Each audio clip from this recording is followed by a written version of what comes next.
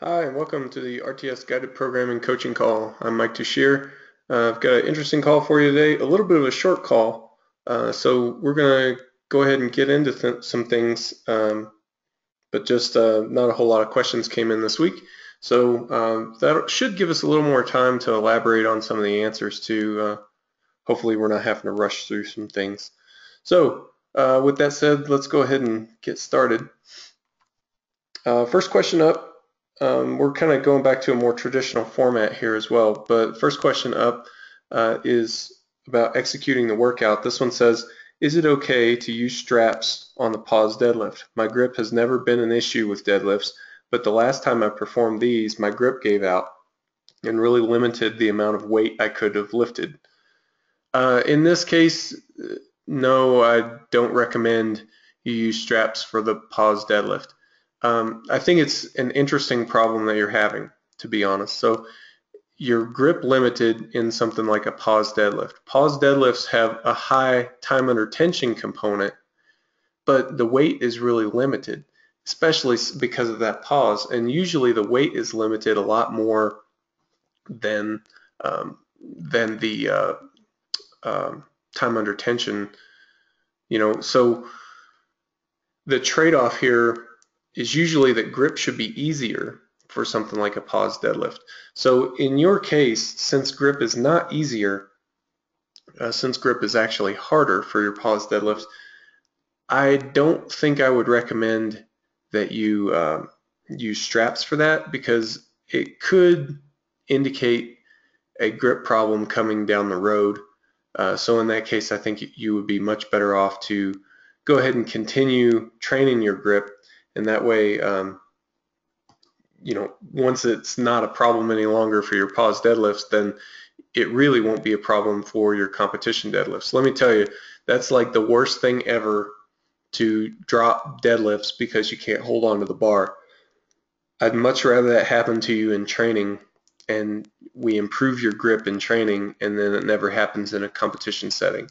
I'd rather that happen than the other way around. And I think in the long run, you'll deadlift more weight this way.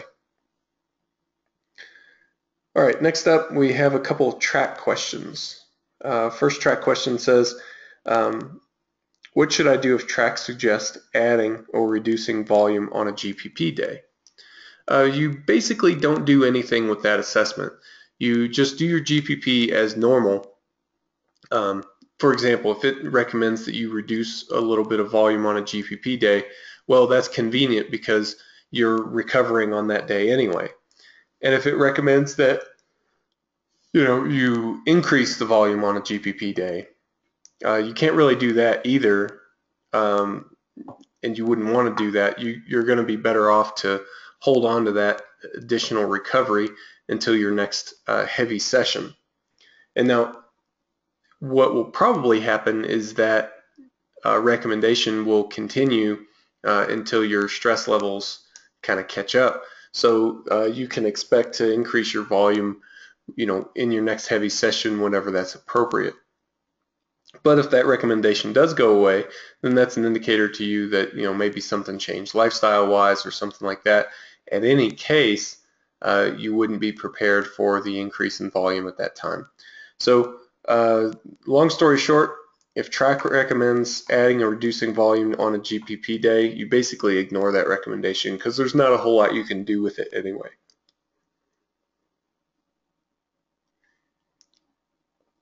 Next track question says, just checking in track.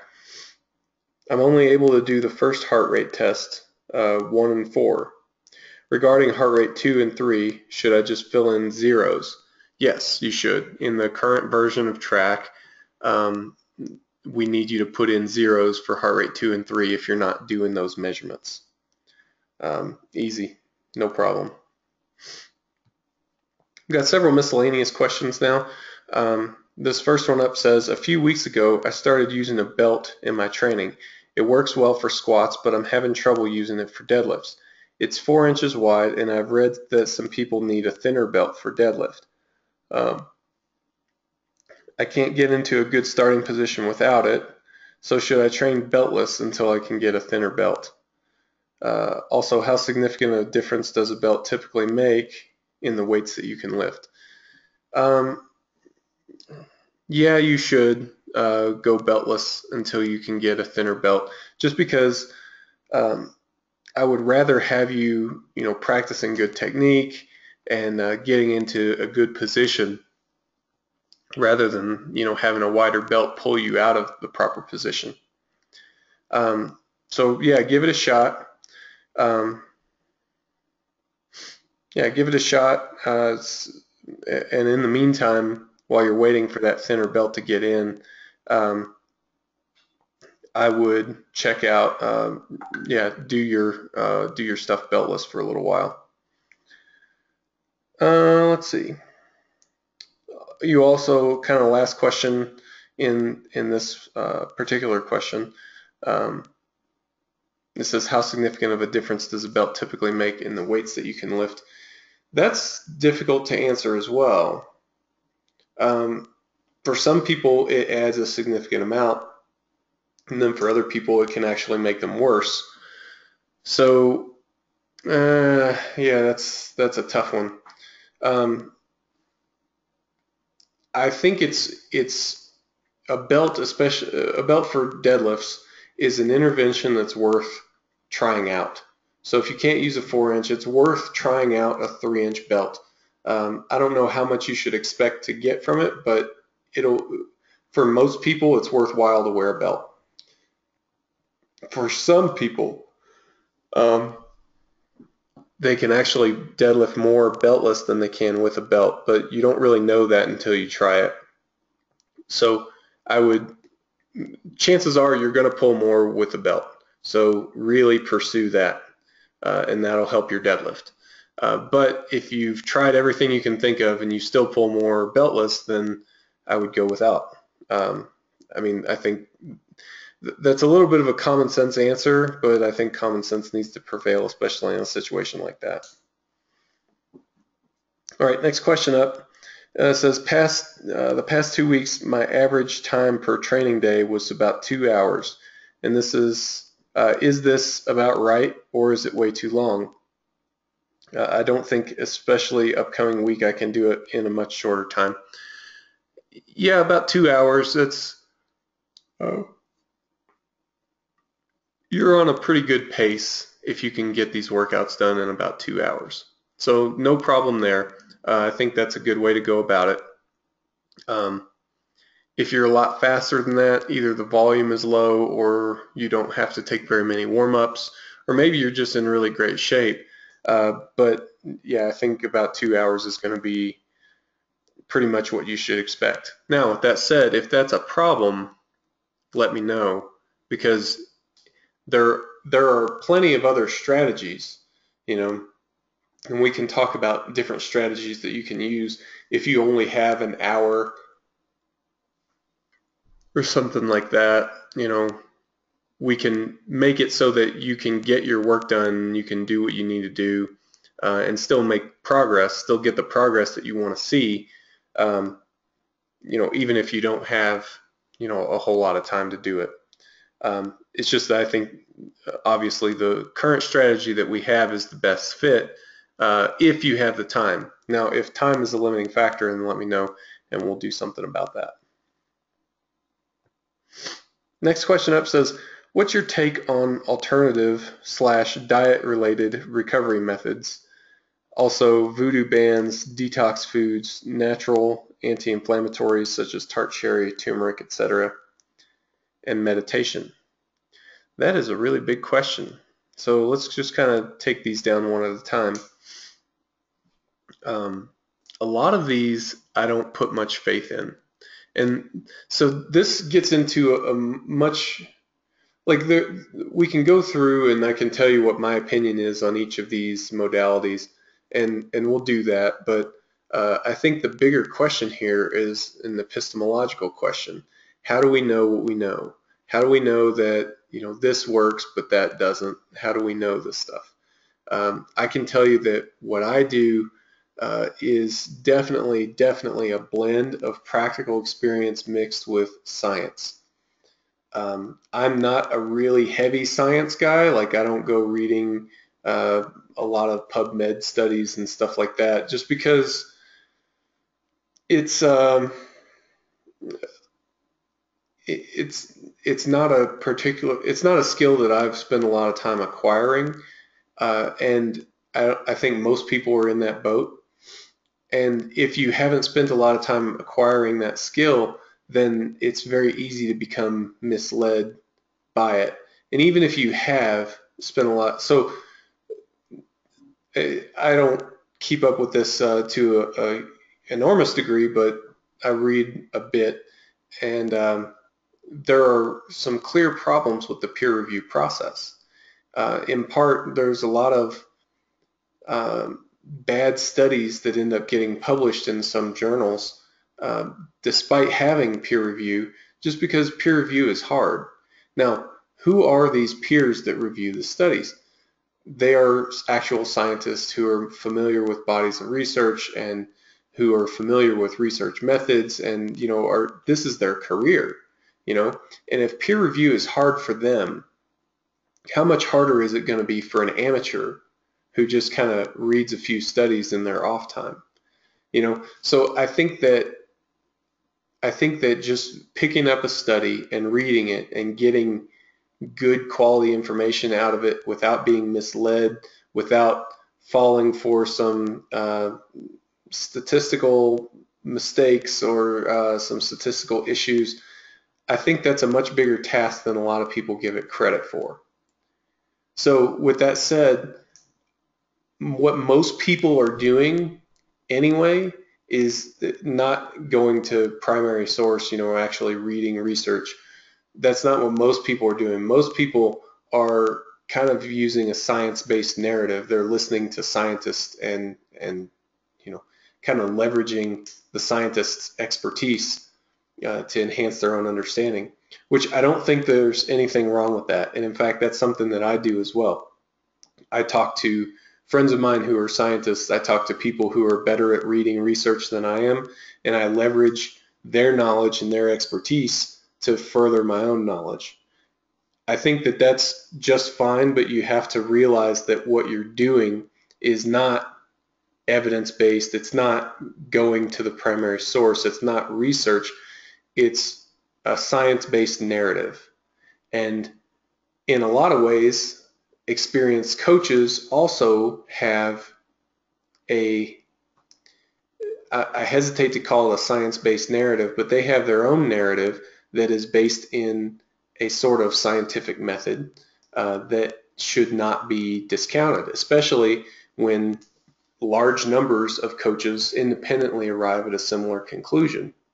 So, epistemologically speaking, I think the best way to arrive at quality training knowledge is to keep a balance.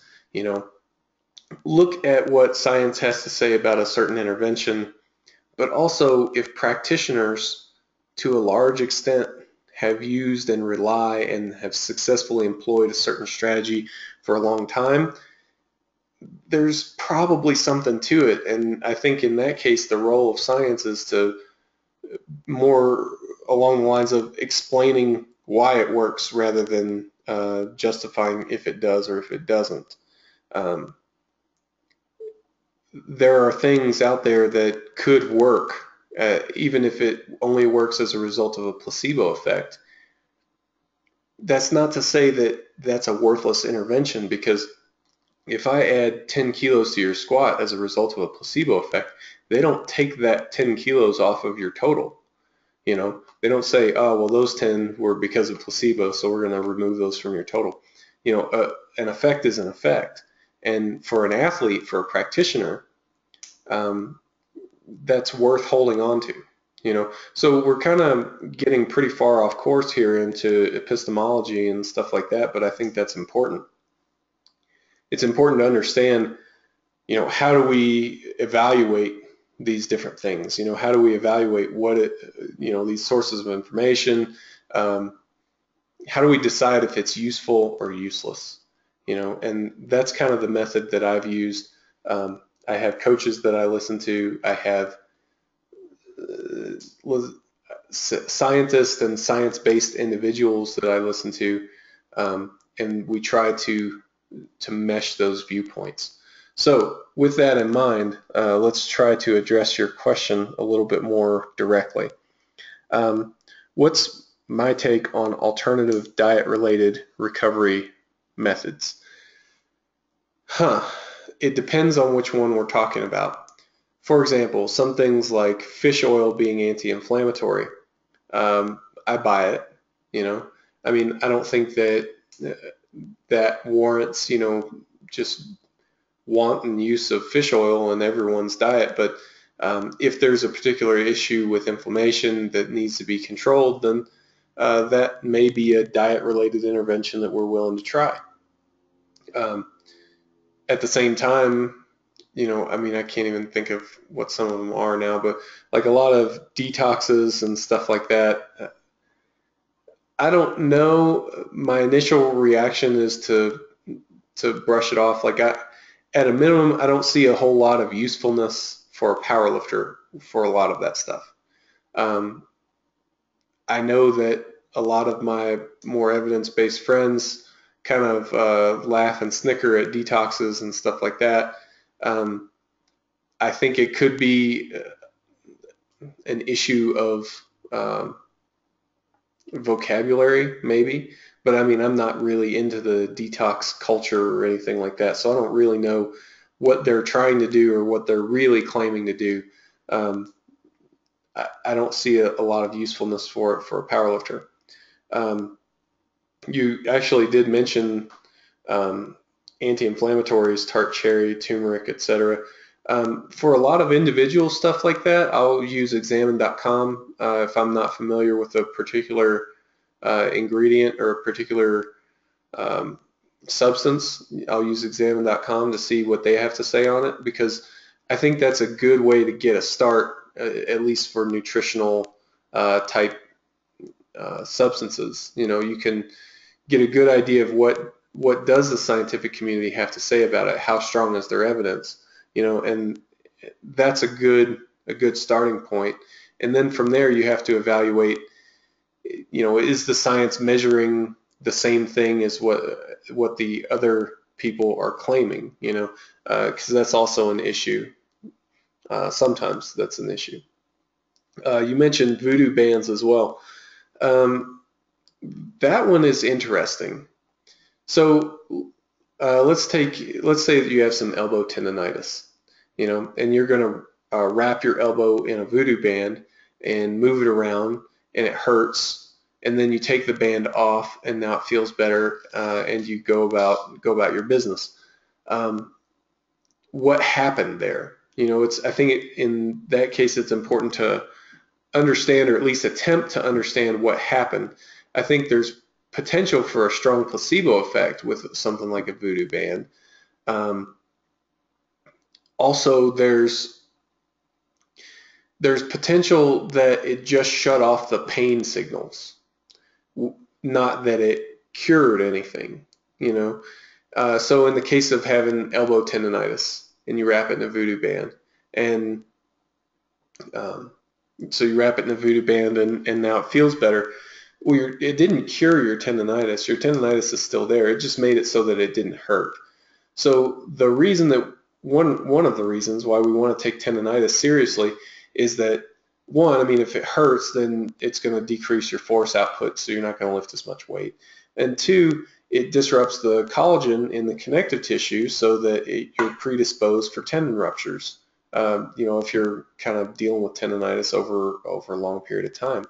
So we do take it seriously. I mean, it's not an emergency situation or anything, but we don't want you to stay coping with tendonitis for a long period of time. That's bad news. So something like a voodoo band that potentially just covers up, just masks the pain and allows you to continue training, that might be good, if you're 2 weeks out from a major competition, you just need to cope and get through it.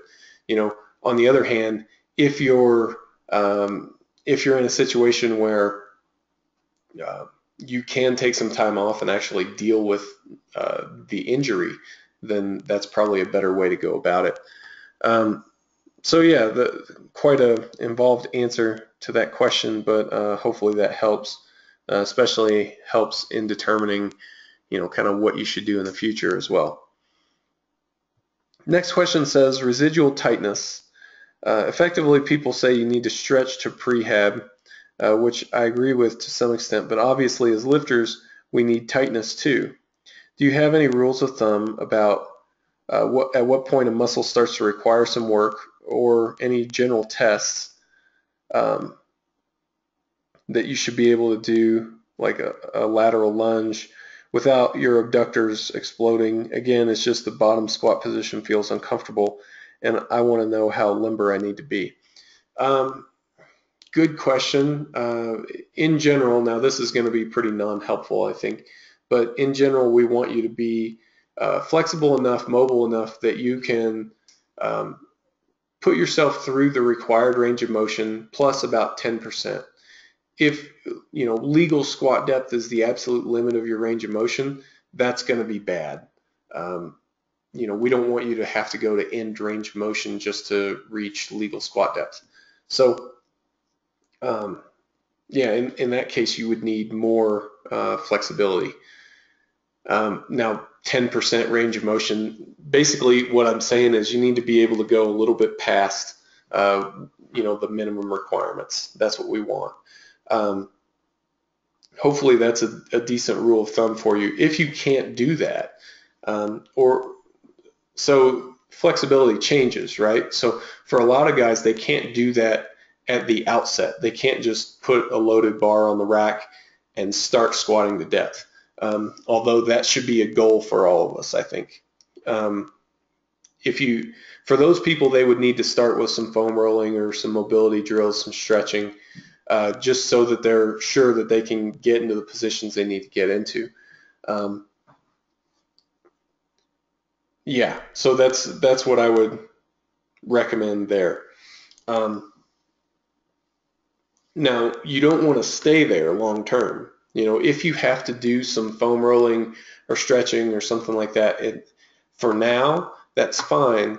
But it would be nice if you could improve your flexibility, improve your mobility to the point where you didn't have to do that forever.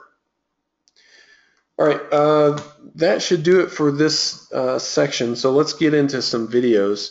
Let me just take a second and bring those up. All right, this first set of videos, it's got a little background to it. This one says, I've been having a lot of problems with my squat. In a nutshell, I worked my way up to a 180 squat at 60 kilos using a low bar hips back style.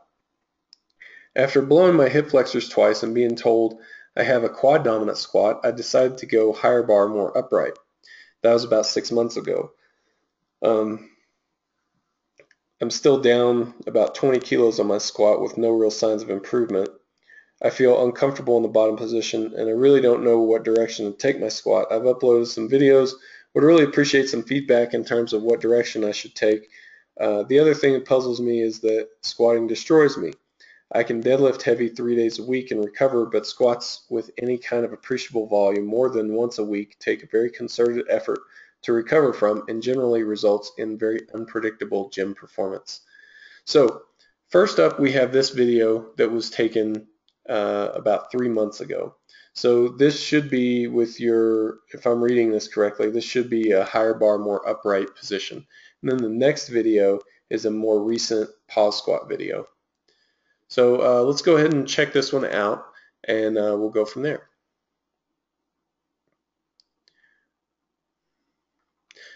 By the way, before you get started, I gotta say that you tricked me with this video.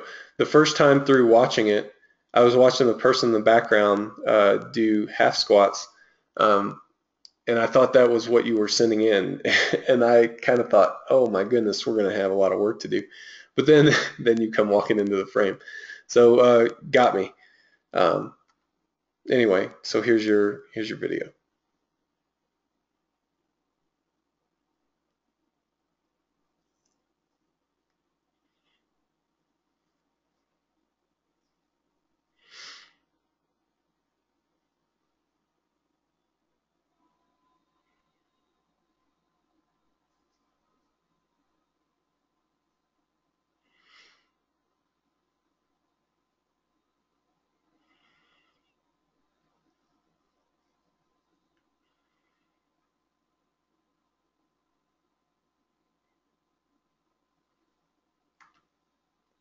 Okay, the only thing I noticed in this video that's really worth mentioning is that you're really jamming the lockout really hard, like enough so that the bar is popping off your back. You don't have to do that. At the point where you get through the sticking point and you've got the lift, finish it quickly, of course, like don't dawdle, but um, you don't have to jam the lockout so hard, especially not hard enough to pop the bar off your back. Like that's actually probably a not good thing, uh, because it's going to lose tightness, and who knows where that bar is going to land. So um, yeah, you don't just I would take it easy a little bit, like those last couple inches. Let's go ahead and watch your other video of your pause squat and see what we can see here.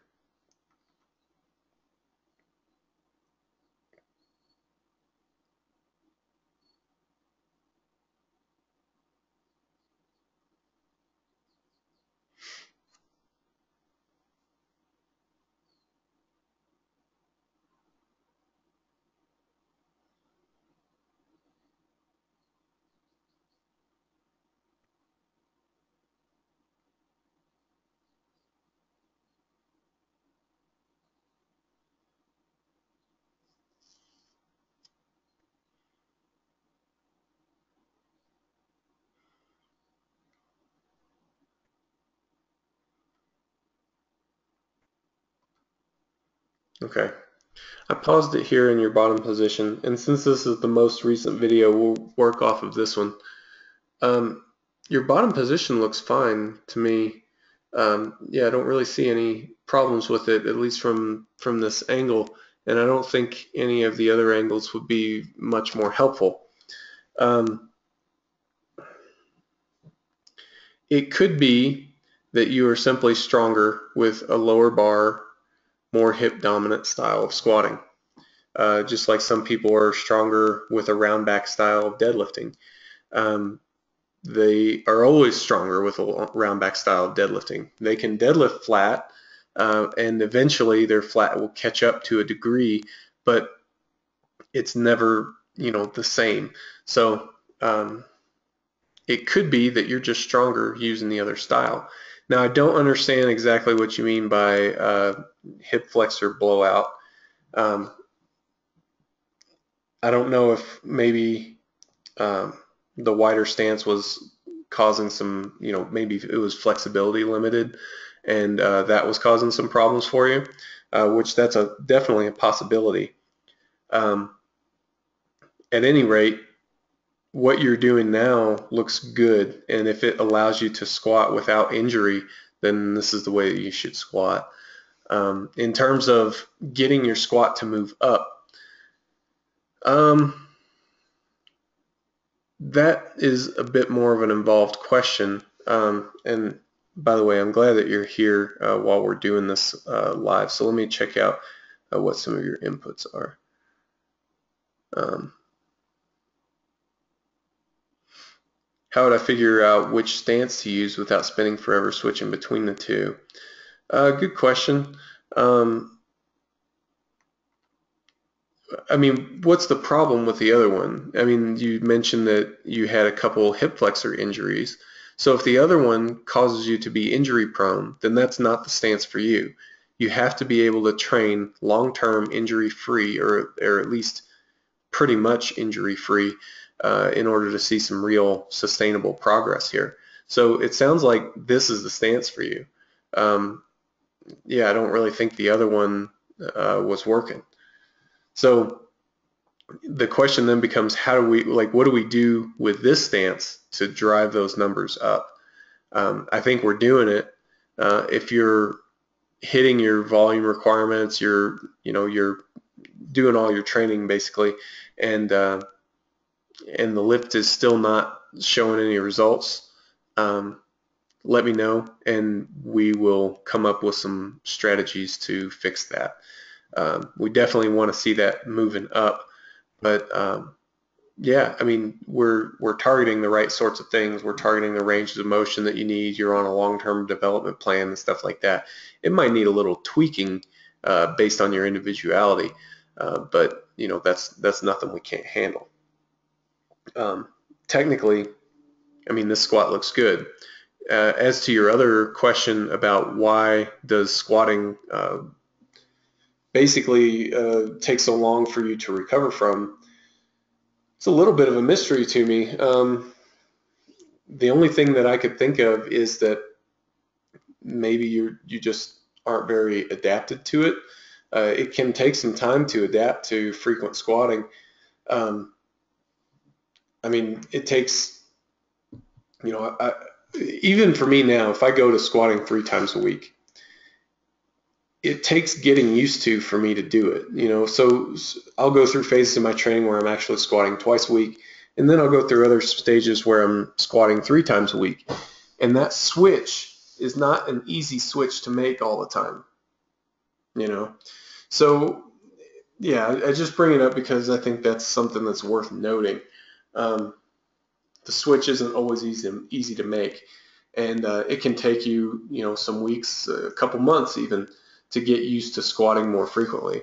Now, if your leverage or your technique is something that's really dialed in for your deadlift, or maybe you can't strain or don't strain with your deadlifts as much, then that could contribute to those being easier to recover from. That's a little bit of an atypical experience, so it's something that I would expect will kind of normalize if you give it a little time.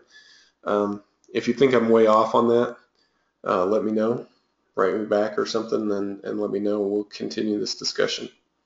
But for now, I mean, I think things are looking good for your squat. It's just something that, yeah, let's keep moving forward. Next up, we've got a form check for the deadlift, which this is a pretty opportune time. So same lifter, we'll just check out your deadlift form.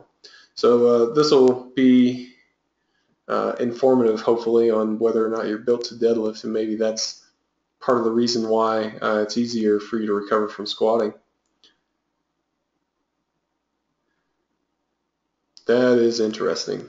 Okay, so you're not necessarily built to deadlift, although your leverages are a little bit favorable, I would say, but you've really maximized your technique, I think. So if this is more or less your starting position, I did stop it a little bit late. The bar is a couple inches off the ground, but you can see that your knees are very extended, your hips are very extended, your back is somewhat rounded, but you're managing all these leverages. You're basically maximizing all these leverages. So your deadlift technique is very well suited to you lifting a lot of weight, and I think that shows through in the fact that you've got a very good deadlift for your body weight. So that could be the reason why it's easier for you to recover from deadlifting. Just that a combination of your leverages and maximizing your technique leads to it being a bit less stressful. I think you're doing good things with the squat, so I don't think that should necessarily drive us to reevaluate your squat or to make any changes to your squat. Your deadlift technique is good. I do want to look at one more thing, so I'm going to back it up again, and we're going to watch this deadlift one more time. I just want to look and make sure that we're developing enough tightness off the floor. Which, yeah, I mean, pretty close. Anytime you do a heavy single, you're never tight enough. But for this one, I would say that your flex under load is pretty minimal. So what I'm looking for is, like, watch your configuration, particularly your back, as you're getting set up, and then watch how that changes after you start applying force to the bar.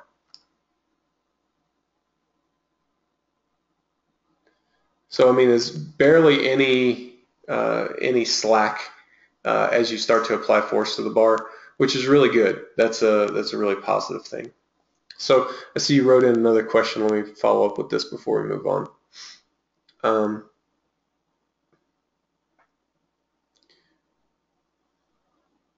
Is it usual to be tighter on the second and third rep? Yeah, it definitely is, especially in the beginning. As you practice, and now in the beginning is a very, very relative term.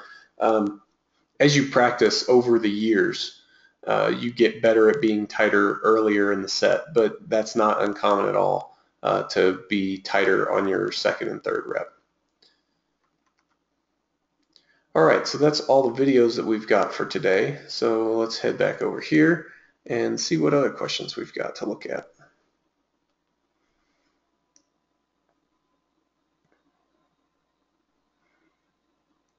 All right, a couple explanations. This first one up says, in the guided programming system, how do you determine when someone's ready to move to a different group? Is it after our test day competition? Just wondering for the future, I don't feel like I need to move groups yet. So the testing date is informative.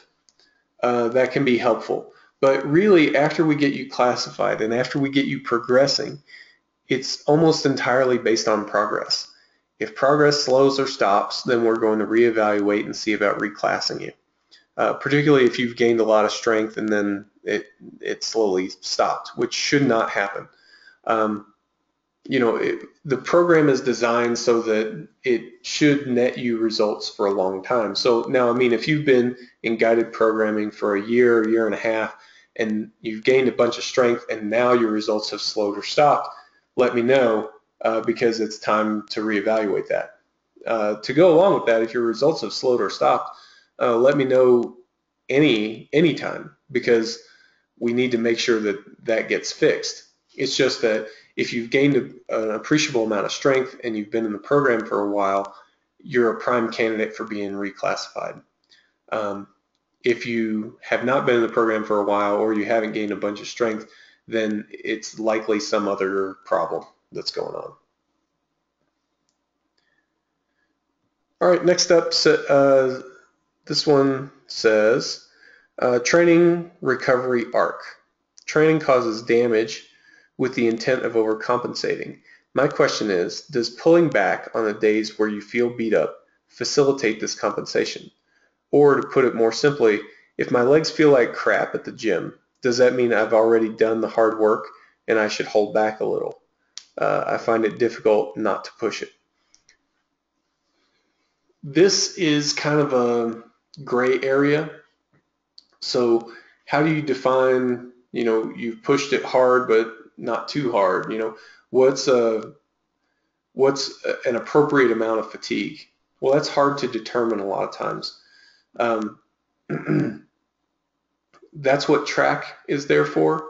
It helps us to determine what the right amount of beat-upness should be, and it will help us throttle back the training if we get out of that appropriate zone. So we want to kind of move our track scores in a certain way, particularly the fatigue load score. We want to move that in a certain way so that we're moderately fatigued but not extremely fatigued and not super low fatigued. Like having periods of time where you're extremely fatigued or not fatigued at all is beneficial. It's useful. But on an average, on a longer time scale, you want kind of this moderate level of fatigue, because that's something that's going to allow you to stress the body and recover, and kind of continue this stress recovery adaptation cycle without overtaxing yourself. If your long-term fatigue load goes up too much, then you're not going to be able to recover from it. You're not going to be able to adapt to it. So those are the instances where we really start to throttle back the volume, the stress of the training. And then on the flip side, if we're not doing very much work, when your overall, like your long-term fatigue load scores go down a whole lot, that's not very useful either. You need a stress in order to recover. So kind of having that middle ground, and you modulate a bit, of course, but like that's all taken care of in the programming. So if you're using track, then I would say it's not something that you really need to worry about. Yeah, if you're using track, it's something that should be pretty much part of what you're doing anyway. If you're not using track, then you should be. All right, well, that's all the questions we have, and I haven't seen any more come in while we were sitting here talking. So With that said, I want to thank everybody for watching. As always, I think it's important that you guys ask your questions and get answers to those questions in a way that's helpful for you. So thanks for watching. If you've got any feedback on this call or any of the other calls, feel free to email me. You can use the contact page. You can email me directly. There's also if you want to leave feedback anonymously, we do have an anonymous questionnaire that you can fill out. That's fine as well. The link for that questionnaire, I believe, is in the guided programming forum. So just check that out and yeah, leave your feedback however you like. As always, thanks for watching. Next week's call will be on Monday, same time, same place. Good luck in your training this week. As always, remember to take what's there, build some momentum. We'll see you next time.